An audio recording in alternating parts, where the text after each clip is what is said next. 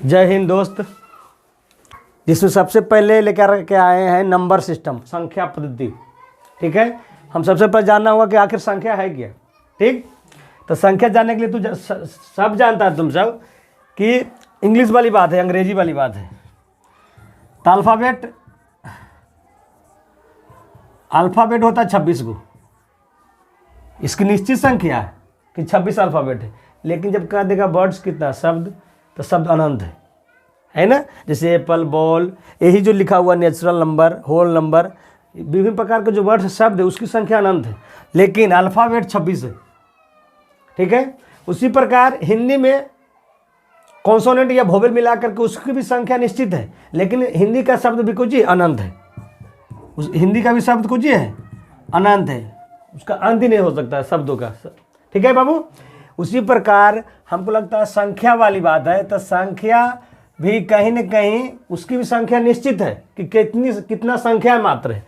तो हम पूरा यदि गौर करेंगे तो देखना बाबू कि पूरा यदि हम गौर करते हैं तो देखते हैं कि संख्या जो है 1, 2, 3, 4, 5, 6, 7, 8 और 9। ठीक है, जब 10 लिखते हैं तो 1 और 0 आता है, मतलब कि 0 एक ठो और। ठीक है, तो इतना ही हम लोग का, इतना अंक से पूरा संख्या बना हुआ। जिस प्रकार अभी बता रहे थे कि अल्फ़ाबेट मात्र 26 से ही बहुत सारे वर्ड्स बना है, उसी प्रकार मात्र 10 अंक से ही जितना भी संख्या बना है, जितना भी संख्या ले लो, सब 10 अंक से ही बना है। ठीक है, 0, 1, 2, 3, 4, 5, 6, 7, 8, 9। मान लीजिए लिखना है 137, 137 137 हो गया, 137 हो गया ना जी। देखो 1 है, 3 है, 7 है, जितना भी लिखना है 7,50,345। इसमें भी 7 का उपयोग किए हैं, 5 का उपयोग किए हैं, है ना बाबू, 0 का उपयोग किए हैं, 3 का उपयोग किए हैं, 4 का उपयोग किए हैं, 5 का। इतना सब तुम सब जानता है कि टोटल डिजिट है जो दिया गया है कितना, 10। मतलब कि मैथमेटिकल में टोटल डिजिट कितना है, मात्र 10 डिजिट, 10 गो अंक से ही पूरा कर सकता है कि पूरा मैथमेटिकल बना हुआ है। बाकी कैलकुलेशन वाली बात है। सबसे पहले आता आखिर, अब कुछ प्रकार को नंबर सिस्टम सबसे पहले दिया गया यहाँ पर प्राकृतिक संख्या। प्राकृतिक नहीं लग रहा कि मानव द्वारा, नहीं, प्राकृतिक नेचुरली आया है। तो सुन लो कि शुरुआती से ही देखते आ रहे हैं, को पढ़ावे या ना पढ़ावे, बचपन में हम लोग का मम्मी वो पापा कहीं से भी, बेटा गिनती सुनाबो तो 1, 2, 3 या 1, 2, 3 यही नहीं सुनाता है। हमको लगता है कहीं न कहीं ये जो संख्या है ना, इसको कोई बनाया नहीं, कहीं न कहीं प्राकृतिक से ही निकला है। कहीं से भी शुरुआत यदि हुआ होगा ना तो 1 से स्टार्ट किया होगा, इसकी कोई खोज थी पकड़ने नहीं। यानी हमको लगता है कि प्राकृतिक संख्या, गिनती को ही संख्या की प्रकृति कहते हैं, नेचुरल नंबर। यानी कहाँ से गिनती स्टार्ट, कोई 0 से स्टार्टिंग किया है गिनती आज तक, सुना है बाबू? 1, 2, 3, 1, 2, 3, 4, 5, 2 से भी नहीं करेगा, 9 से भी नहीं करेगा स्टार्टिंग तक। कहाँ से? हर चीज़ के तू गिनती कुछ किया है, जहाँ भी देखो गिनती। कपड़ा गिनती करो बेटा कि कितना कपड़ा, 1, 2, 3, 4, 5, 10 कपड़ा पापा, 5 कपड़ा पापा, 0 से कोई गिनती किया है? तो सिंपल सी बात है कि प्राकृतिक संख्या गिनती को संख्या की कुछ क्या कहते हैं, बीच number is counted by natural number. मतलब कि गिनती की संख्या को ही क्या कहते हैं, प्राकृतिक संख्या। मतलब इसका एग्जांपल में ले तो 1, 2, 3, 4, 5, 6 डॉट कितना तक, इन्फिनाइट तक, नहीं इन्फिनिट तक, मैं कह सकता अनंत तक। यानी गिनती की संख्या के प्राकृतिक संख्या कहते हैं।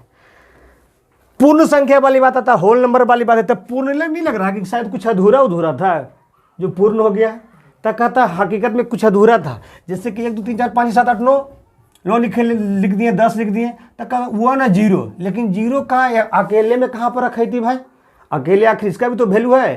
तो ना एक याद रखना कि 0 इज ए न्यूट्रल नंबर, यह एक उदासीन संख्या, ना पॉजिटिव मान इसका में कुछ रखता, ना निगेटिविटी होता है। 0 है जो कुछ है न्यूट्रल, उदासीन संख्या।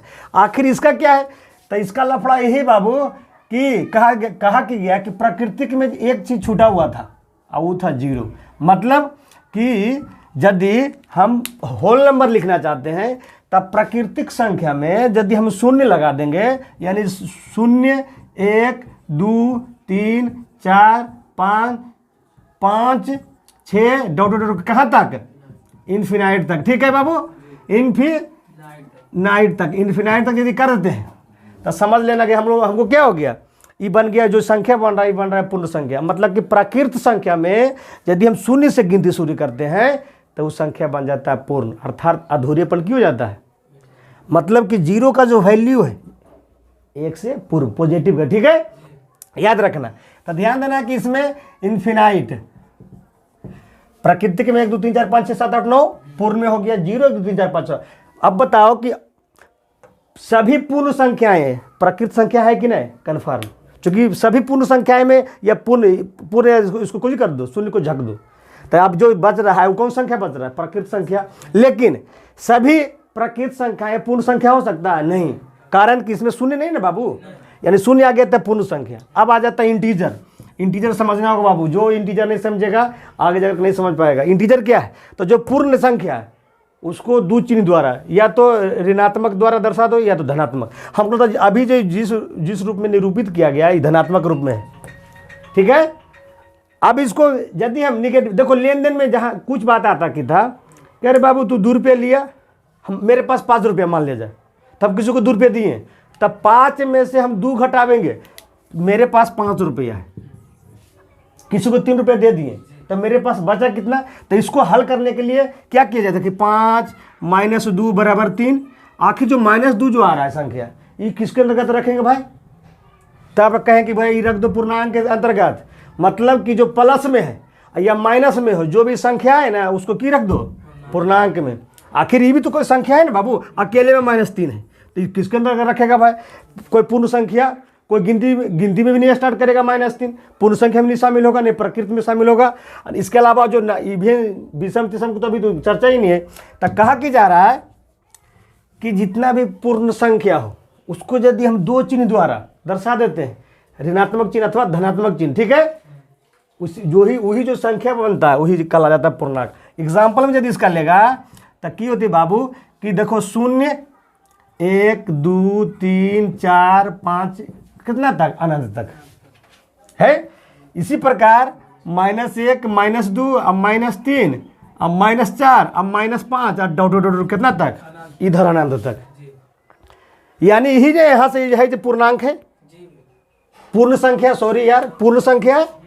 और इधर से इधर यदि ले हो तो ये निगेटिविटी खाली है, खाली निगेटिव कर दिए ना, निगेटिव ऋणात्मक कर दिए हैं। तो ये जो बन जाता है इधर, ये भी पूर्णांक हो गया और ये भी इधर पूर्णांक हो गया। लेकिन ये हो जाता है बाबू, ये हो जाता है पॉजिटिव इंटीजर और ये हो जाता है निगेटिव इंटीजर, ठीक है बाबू।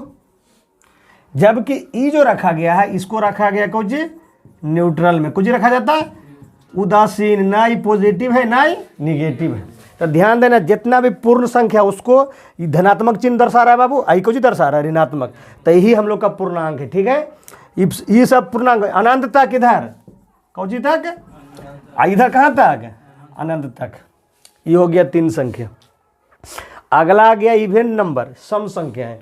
इसको तो साफ करता है, बच्चा जानता होगा, वैसी संख्या है जो 2 से पूर्णतः विभाज्य हो, नहीं जो वैसी संख्या जो 2 से पूर्णतः विभाजित हो जाए। जैसे हम एग्जाम्पल में यदि लेगा तो 2 4 6 8 डॉट कहाँ तक, इन्फिनाइट तक हो जाएगा, अनंत तक। ये भी इसकी संख्या भी अनंत है। विषम संख्या में यदि लेगा बाबू तब वैसी संख्या जो 2 से विभाजित न हो, ठीक है। यानी इसका हो जाएगा कितना, 1 कितना होगा 3 5 7 9 डॉट कहाँ तक, इन्फिनाइट तक, ठीक है। वैसी संख्या है जो 2 से पूर्णतः कट जाए, या वैसी संख्या है जो जिसे 2 से भाग देने पर जो रिमाइंडर बचे, 2 बचे, शून्य बचे, सॉरी यार शून्य बचे, मतलब वैसी संख्या है जिसे 2 से भाग देने पर शेषफल शून्य बचे, उससे क्या कहते हैं, सम संख्या। शेषफल शून्य का अर्थ ही हो जाता है कि पूर्णतः वो कट गया कुछ उस संख्या से। तब वैसी संख्या जो 2 से पूर्णतः कट जाए सम संख्या, वैसी संख्या जो जिसे 2 से भाग देने पर पूर्णतः ना कटे, अथवा कह सकता है वैसी संख्या है जिसे 2 से भाग देने पर शेषफल 1 बचे, उसे क्या कहते हैं, विषम संख्या, ठीक है। अब देखो एक देख लो, ई जो हो गया, ई वाला हो गया संख्या, ई हो गया, आगे जो लिखाएगा आगे जो 6 7 है ना बाबू, आगे जो लिखाएगा 8 9 लिखाएगा ना, ये सब संख्याएं, ये सब हो जाएगा कौन संख्या, सम संख्या। और जबकि 1 3, 5, 7 वगैरह जो कौन संख्या है, विषम संख्या। यानी सभी सम संख्याएं प्रकृत संख्या हो सकती है, सभी विषम संख्याएं प्रकृत संख्या हो सकती है। ये बताओ पूर्ण में तो भी शामिल है, यानी सभी सम संख्याएं पूर्ण संख्या भी हो सकता है, सभी विषम संख्याएं पूर्ण संख्या हो सकता है कि नहीं बाबू, कि नहीं होगा, ठीक है। लेकिन यहाँ देखो पूर्णांक में वाली बात आ जाती तो सभी विषम संख्याएं पूर्णांक होगा लेकिन धनात्मक, सभी सम संख्याएं धनात्मक पूर्णांक हो सकता है कि नहीं। अर्थात यहाँ हो गया प्राकृतिक, natural number, whole number, integer, यहाँ हो गया even number and odd number. समझ गया ना। अगला आ जाता है बाबू प्राइम नंबर। प्राइम नंबर को पकड़ना बहुत आसान है, अब बहुत जानना जरूरी हो जाता है बाबू, आखिर प्राइम नंबर है क्या, ठीक है। प्राइम नंबर है क्या, प्राइम नंबर जिसे अभाज्य संख्या कहा गया है, इसका एक और नाम है ऋण संख्या, ठीक है। कहा जाता है कि वैसी संख्याएं जिसके केवल 2 गुणनखंड हो, केवल कितना हो, वैसी संख्याएं जिनके केवल कितना हो, जिनके केवल 2 गुणनखंड हो, 2 गुणनखंड हो, अथवा वही संख्याएं जो एक अथवा स्वयं से केवल कटे और किसी संख्या से ना कटे। वैसी संख्याएं जिसके केवल 2 गुणनखंड हो, अथवा वैसी संख्याएं जो एक अथवा स्वयं के अलावा किसी और से ना कटे, उसे क्या कहते हैं, प्राइम नंबर या अभाज्य संख्या। दूसरा बात है कि एक से कौन नंबर नहीं कटेगा, सब कटेगा, ठीक है। जैसे में इसका एग्जाम्पल ही VVI में आता है, ठीक है। एक वाली बात है, एक को नहीं रख सकता है, कहो काहे भाई एक नहीं रखे मेरा में, तो एक का सिर्फ एक ही अभाज्य गुणनखंड हो ले बाबू। अब यहाँ जब कितना लिखे हैं, केवल 2 गुणनखंड हो, बता रहे हैं ना, यहाँ केवल कितना होना चाहिए, 2 गुणनखंड हो, अर्थात ये तो नहीं होगा, एक तो केवल एक नहीं आ रहा, 2 वाली बात है, तो 2 का कितना आ रहा है, 2 भी आ रहा है और 1 भी आ रहा है ना, अर्थात यहाँ 2 हो जाएगा। 3 देखो, 3 केवल 1 से कटेगा अथवा 3 से कटेगा। गुणनखंड वाली बात है तो इसका केवल 1 और 3 ही होगा। इसी प्रकार अगला 5 देखो, इसके देखो 5 कोई भी अभाज्य संख्या पकड़ में आ रहा है ना, तो उसको 2 तरीका से अभी बता रहे थे, केवल उसका 2 गुणनखंड होगा, ठीक है। और जबकि अगला दूसरा बता रहे हैं कि या तो 1 से कटे अथवा स्वयं से केवल कटे, और किसी अन्य संख्या से ना कटे। देख लो, 2 या तो 1 से कट रहा है या तो केवल 2 से कट रहा है। 3 या तो 1 से कटेगा या तो 3 से कटेगा, इसके और कोनो संख्या से नहीं। 5 या तो 1 से कट रहा है या तो 5 से कट रहा है, इसके अलावा कुछ नहीं। 7 देख लो, 1 से कटेगा अथवा 7 से, इसके अलावा कोई नहीं। इसके अलावा 11 ले लो, 1 से कट रहा है, अपने आप से कट रहा है। अब कहेगा 9 कितना का देगा, 9, तो देखो बाबू इसका गुणनखंड पहले देख लो, 1 से 1 भी कटेगा, 3 भी कटेगा, 9 भी कटेगा, तो देख लो 3 को आ जाता है ना, जबकि कितना लिखे हैं, 2 गुणनखंड। अथवा ले लो कि या 1 और 9 के अलावा भी 3 संख्या से कट रहा है, अर्थात ये कुछ हो जाएगा, भाज्य संख्या में आ जाएगा, भाज्य नहीं। इस प्रकार यदि निकालता है बाबू तो ये भी कुछ होगा, अनंत हो जाएगा। पकड़ में आ गया भाज्य संख्या। अगला आ जाता है कंपाउंड नंबर अथवा भाज्य संख्या। वैसी संख्या जिनके 2 से अधिक गुणनखंड हो, कुछ वैसी संख्या जिनके 2 से अधिक कुछ हो, फैक्टर हो, ठीक है, 2 से अधिक गुणनखंड हो। मतलब वैसी संख्याएं जो एक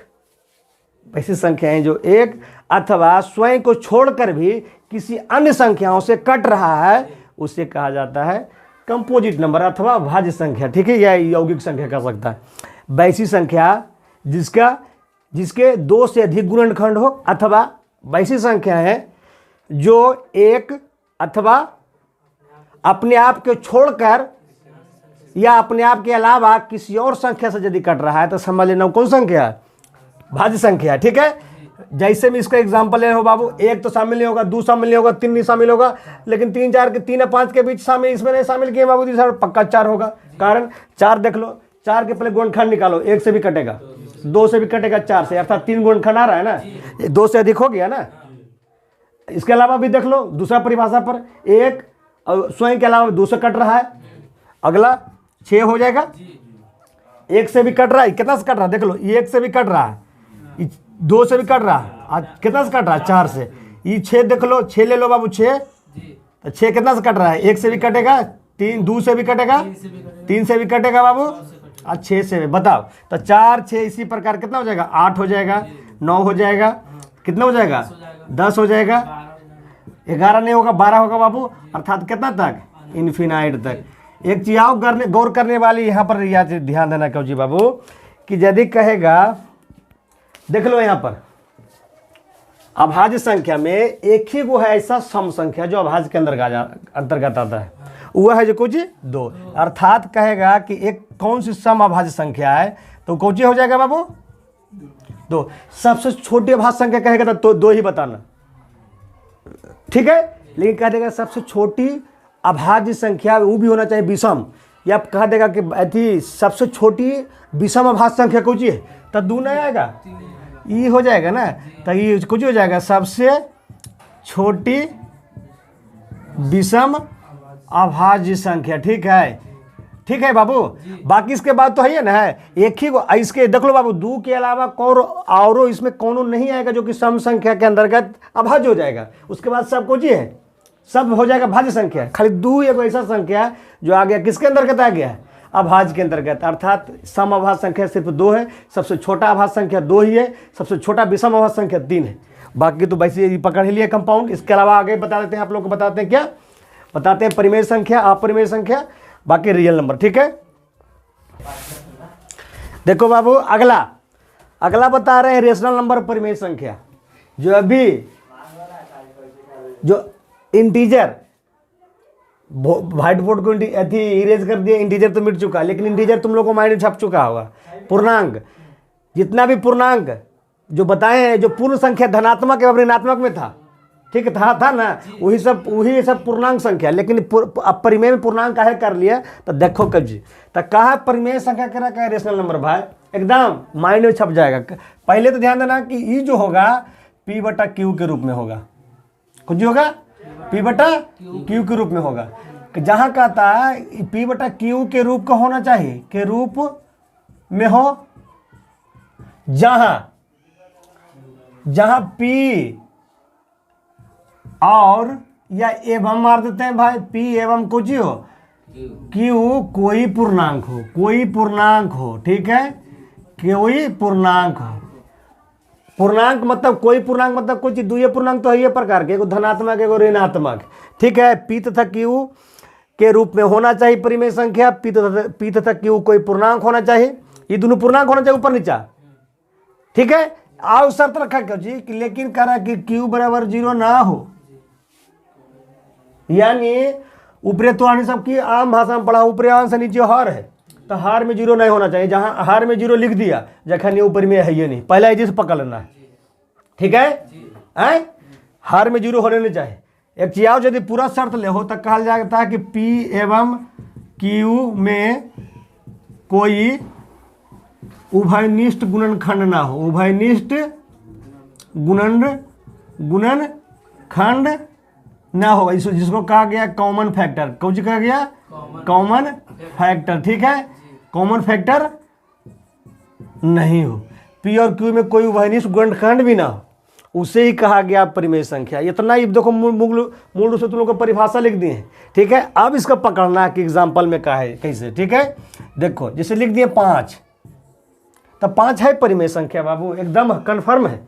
कहो का है, कारण कि देखो कर अब लग जाएगा कि हम अरे P/Q के रूप में कह लो, तो P/Q के रूप में तू जानता है कि कोई भी अंक है और एक नीचे होता है कि नहीं। अब देखो P5, तो 5 P और Q होना चाहिए पूर्णांक, तो P है जो P5 पूर्णांक है कि नहीं, एक पूर्णांक में आता है कि नहीं, अर्थात खाली 5 मतलब एक का अंक जितना भी अंक आ जाएगा प्रकृत संख्या, चाहे जितना भी पूर्ण संख्या हो, सब है परिमेय संख्या। अच्छा ई हो गया, ई भी हो जाएगा। अच्छा ही रहता -5, तो ये परिमेय संख्या नहीं होगा, ये तो Q है ना एक पूर्णांक बाबू, ये देखो तो -5, तो कुछ नहीं तो 1। अच्छा -5 जो है ये है पर पूर्णांक की नहीं, एक है जो पूर्णांक Q जो है पूर्णांक है कि नहीं, तो कौची कर ले कि इतना के रूप में हो, P एवं Q कोई पूर्णांक हो और Q बराबर 0 ना हो, तो कहाँ Q बराबर 0 इसमें, कहाँ इसमें Q बराबर 0 नहीं ना है। तो ध्यान देना कि प्लस में भी या माइनस में कोई अकेला जब अंक आ रहा है, नीचे कुछ रहे या ना रहे तो परिमेय संख्या होगा, मतलब कुछ है कैसे नहीं, एक तो है ना बाबू, नीचे कर ले Q बराबर 0 नहीं होना चाहिए, एक हो तो आप कोई दिक्कत नहीं, ठीक है। अच्छा अगला, अच्छा हम खाली 0 दे देंगे, ये परिमेय संख्या है कि नहीं, कन्फर्म है। कहो कैसे भाई, तो कब वो कैसे का आखिर कभी जीरो दे दे आखिर। अरे देखो ना जीरो है तो कुछ नहीं तो एक होले बाबू। अच्छा ऊपर पी है, पी बराबर जीरो है बाबू, और नीचे क्यू बराबर कितना है, एक है। तो यही दिमाग लगा हो कि जीरो है जो पी है, तो पी जीरो जो है पूर्णांक है या नहीं, होता है कि नहीं, अभी बता रहे थे। तब जीरो जब पूर्णांक है तो पी बराबर पूर्णांक है ना, और क्यू बराबर एक पूर्णांक है कि नहीं। तब पहले तो ध्यान देना कि इस रूप का हो गया, पी एवं क्यू पूर्णांक है ये है, नीचे खाली जीरो बराबर क्यू बराबर जीरो ना होना चाहिए। तो क्यू बराबर जीरो है, क्यू बराबर एक ना है जी। हम कहाँ करे थे कि ऊपरे नहीं होना चाहिए, नीचे नहीं होना चाहिए जीरो, ऊपरे हो जाएगा तो कोई दिक्कत नहीं है ना। इस शर्त पर उतर रहा है ना। अभी पी एवं क्यू उभयनिष्ठ गुणनखंड वाली बात बता देंगे, ठीक है। अर्थात ये भी कुछ हो जाएगा, यानी जीरो भी हो जाएगा परिमेय संख्या। कैसे, तो जीरो भी जीरो कुछ नहीं तो एक, ये भी पूर्णांक ये भी पूर्णांक, परिमेय हो जाएगा।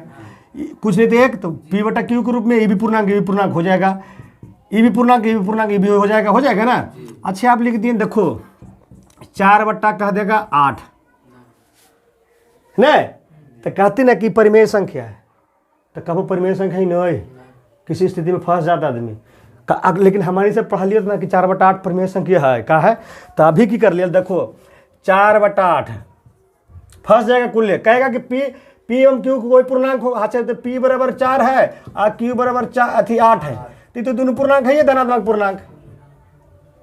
क्यू बराबर 0 नहीं है, क्यू बराबर 8 है, तो भर भी कहें कि परिमेय नहीं है। तो ये तो कहा लिया कि पी एवं क्यू में कोई भी उभयनिष्ठ गुणनखंड भी नहीं होना चाहिए, जबकि एरा में उभयनिष्ठ गुणनखंड हो रहे, कहो कैसे। तो देखो एरा में देखो 4 के पहले गुणनखंड निकालो, तो हो रहे 1 2 4 कर निकालो, 1 2 4 8, यह मिल रहे ई मिल रहे ई मिल रहे ई मिल रहे, तो कैसे होली पूर्णांक अति परिमेय संख्या होला है। तो फंस न गल हो, तो कहो कैसे। तो ध्यान देना कि भिन्न को लघुत्तम रूप कर देना काट छाट के, ठीक है। बिना काटे परिमेय संख्या के रूप नहीं लिखना, ये कट रहा है देखो। तो 4 बटा 8, तो 4 दूनी यानी 1 बटा 2, यानी कहे का मतलब 1 बटा 2 परिमेय संख्या है, लेकिन 4 बटा 8 परिमेय संख्या नहीं है। समझ आया अभी। इतना कह देगा क्या 5 बटा 10 परिमेय संख्या है बाबू, तो कह देगा हाँ ये पी बटा क्यू के रूप में है, तो नहीं बक कट रहा है, 1 बटा 2 होता है, कब नहीं होगा ये बोला। हमको अथी एगो पागल मास्टर बताया, चंदन मास्टर, ठीक है। ये बोला नहीं, कारण कि हर जगह फंस जाता है स्टूडेंट, ठीक है जी, तो दिमाग लगाना। अच्छा अगला, यानी ई वाला नहीं होकर के कौन सी होगा, यानी 1 बटा 2 हो जाएगा, ठीक है। साफ से जाकर के समझ में आ रहा है कि हमारे पति कि नहीं। अगला यानी अच्छा यही चीज आ रहा था, माइनस में कटर 2 एकदम हो जीते भाई, या माइनस में 3 बटा 5 है एकदम हो जीते भाई। कारण कितने बाबू देखो -3 है जो पूर्णांक है, ये 5 है जो पूर्णांक है, ये क्यू बराबर 0 नहीं है, नहीं ना है, यानी भी हो जाएगा, आंसर हो जाएगा ना। निगेटिव में पूर्णांक होगा ना, ऋणात्मक पूर्णांक। अच्छे अच्छा अगला कह दे भाई, अच्छे ला -2 बटा 3 ये परिमेय है बाबू, तो कह देवो। अच्छा भाई देखो √2 √3, तो यहाँ p बराबर है √2, तो कब पूर्णांक कह लो। तो √2 कोई जो है पर रूट इसका टूट नहीं रहा है, टूटता है जो वर्ग, कारण कि 2 है जो वर्ग संख्या नहीं है बाबू। तब p बराबर √2 है, तो √2 पूर्णांक है बुआ, √2 पूर्णांक संख्या है। अरे रूट में पूर्णांक संख्या होता है कोई, तो जखन ये परिमेय संख्या नहीं, काहे लावा हम आगे जीवे। अरे रूट है जब पूर्णांक संख्या है ही नहीं, खत्म कहानी हो गई, पूर्णांक परिमेय संख्या है ही नहीं होगा, ठीक है। समझ में आ रहा है ना। कदापि नहीं करना, मान लीजिए जाए देख लो ना, अभी ध्यान देना तुम लोग, -3 और -√5 रख ली, तो कभी नहीं रूट के काट देना, इन्हीं के काट दिए, 3 बटा 5 कर दिली बाबू, हो गए परिमेय संख्या। आगे माइए प्योर गलती हो जाती माँ, ठीक है। ये कौन सा है, ये भी परिमेय संख्या है, कारण कि ऊपर ही जब पी है पूर्णांक नहीं, क्यू पूर्णांक नहीं, और कहा है हमारा ई दोनों खाली रूपवा के नहीं हमेशा होता है, हमारा ये दोनों पूर्णांक होना चाहिए, क्यू बराबर 0 नहीं होना चाहिए, और साथ साथ पी क्यू में कोई उभयनिष्ठ गुणनखंड नहीं होना चाहिए, तब पूर्णांक मानवीय परिमेय, नहीं तो परिमेय है ये नहीं। अच्छे अगला ये नहीं होगा, हो जाएगा नहीं होगा। अगला देख लें, कहा दिली √8 अब बटा √8 अब बटा √2, तब अब मेरा कहो कैसे ही कौची कर दो, √8 बटा √2 कहाखिन, तब भाई परिमेय संख्या है, तो ये हमें लगा है, हल करो। कारण कि देख लो बाबू √8 √2 है यदि एरा ऐसा काटबो करे पूरा, तो एरा √4 इति मान, और √4 के मान कितना हुआ है, आ 2 तोरा बतिले कि 2 कौची है अपने आप में परिमेय संख्या, चूंकि 2/1 है तो 2 पूर्णांक है, क्यू पूर्णांक है। वैसे नहीं हल करे आवा आओ देखो √8 है बटा √2 है, तो √8 के हल करे आवा को √2 होता है, √2 2 इंटू √2 बटा √2 से कट गया, कितना बच गया 2/1 है परिमेय संख्या। यानी कहे के मतलब जिसका वर्गमूल अच्छा से निकल रहा है, टूट रहा है, ठीक है, तो वो परिमेय संख्या है। अब वैसी संख्या है जिसका रूट में रहेगा, अपरिमेय अभी बता रही है, ठीक है। अपरिमेय को देखो परिभाषा की लिख दे कितना जगह कि वैसी संख्या जो P/Q के रूप में नहीं रहता हो, नहीं हो, गलत परिभाषा है P/Q। ध्यान देना कि इसका सब परिभाषा हम बताते हैं कि वैसी संख्या जो संख्या परिमेय नहीं है वह अपरिमेय संख्या है। एक चीज इसमें लिख देते हैं कि जो ऐसी संख्याएं रूट के अंदर है, ठीक है, रूट के अंदर प्रायः होते हैं, समझ में लो हमारे बतिया। ऐसी संख्याएं प्रायः कहाँ होता है, रूट में होता है, ठीक है। अब देखिए यहाँ दूसरी लिखा कार लेको जी की वैसी संख्या जो परिमेय संख्या नहीं है। ध्यान देना कि जितना भी प्राकृत संख्या सब परिमेय संख्या हो कि नहीं, जितना भी अति पूर्ण संख्या सब परिमेय संख्या हो कि नहीं, अभी बता दिए। जितना भी सम संख्या परिमेय, जितना भी सम संख्या, जितना पूर्णांक सब है परिमेय संख्या, तब बचली कुछ चीज तो सब परिमेय है कि जे नहीं परिमेय है जे अपरिमेय हो जाती।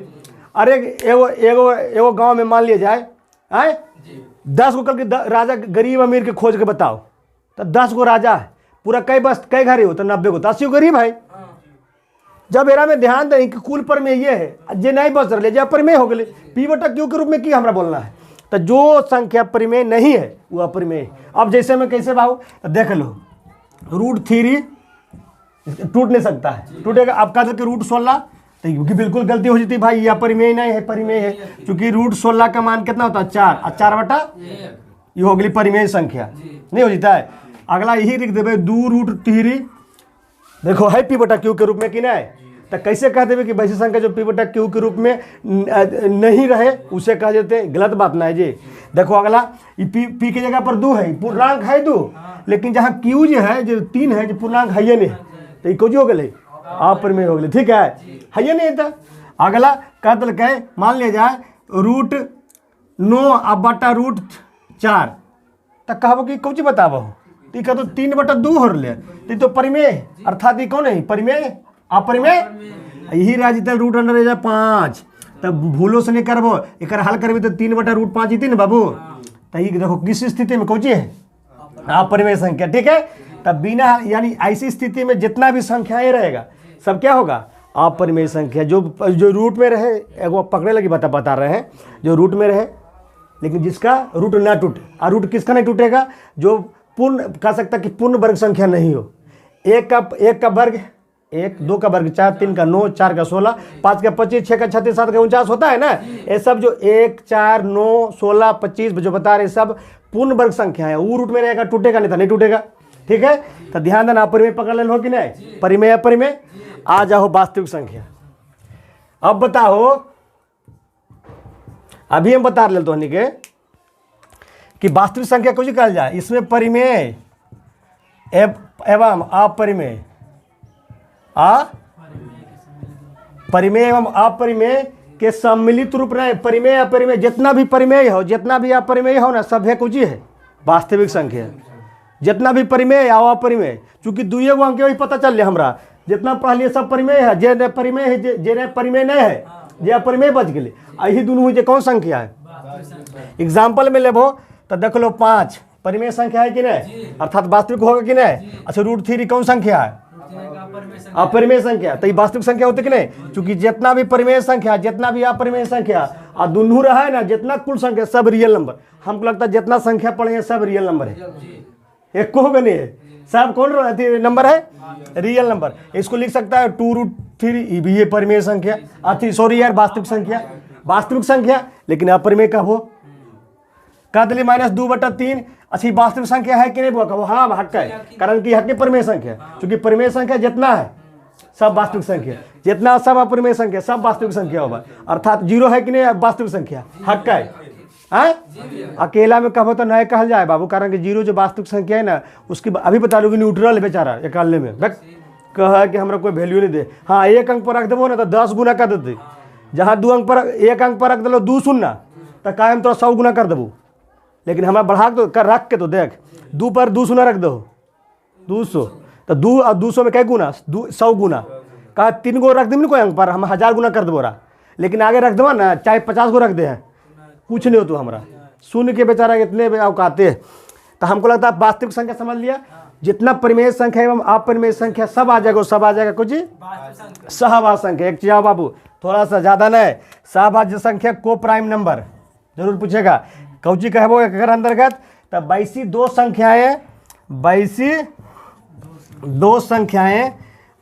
संख्याएं जिसका मसा एक हो, कुछ हो जिसका HCF 1 हो, वैसी दो संख्याएं, यहाँ ध्यान देना कि वैसी दो संख्याएं जिसका मसा 1 हो सहभाज्य संख्या कहलाएगा, अकेले में कभी नहीं कहलाएगा सहभाज्य संख्या, ठीक है, दो को जुड़वा में आएगा। जैसे मैं ले लीजिए 3 5 11 13 15 16, ठीक है 13 25, हमको लगता है इसको भागा दो, सॉरी यार मसा निकालो 1 आएगा, ठीक है, इससे इसको मसा दो, मसा निकालो 1 आएगा। जैसे कि थोड़ा 13 से मसा निकाल 11 से कितना निकालो 13 के 1 बार पर 11 कितना बता ले, ऐसे बता रहे कितना 5 बार पर कितना 1 बार पर 2, तो कहीं 2 बार पर 2 कितना ये HCF कितना आ गया अगले ना। तो ध्यान दे वो एक पकड़े ली भारी नहीं, वैसी दो संख्याएं जिसका मसा 1 हो सहभाज्य संख्या। अब बताओ जितना भी लगातार दो लगातार संख्या आएगा सबका मसा क्या होता है 10 11 मसा 1 आएगा, कदो कि 125 126 उसका भी मसा 1 आएगा, ठीक है, यानी दो लगातार संख्याओं के मसा भी 1 होता, अर्थात दो लगातार संख्याएं हमेशा सह अभाज्य संख्या कहलाता है, ठीक है, ध्यान देना। तो इतना तुम लोग को संख्या पढ़ा है, इसके अलावा जो भी एल्गोरिथम विधि होगा, ठीक है, या पर मेरी संख्या सिद्ध करने के लिए आप लोग प्यार दीजिए पूरा 10th वालों, ठीक है, आप लोग को पूरा संख्याएं की करेंगे खत्म कर देंगे। जय हिंद। सब्सक्राइब कर लीजिए, बेल आइकन को दबा करके पूरा शेयर कर दीजिए, कमेंट जरूर डालिएगा, ठीक।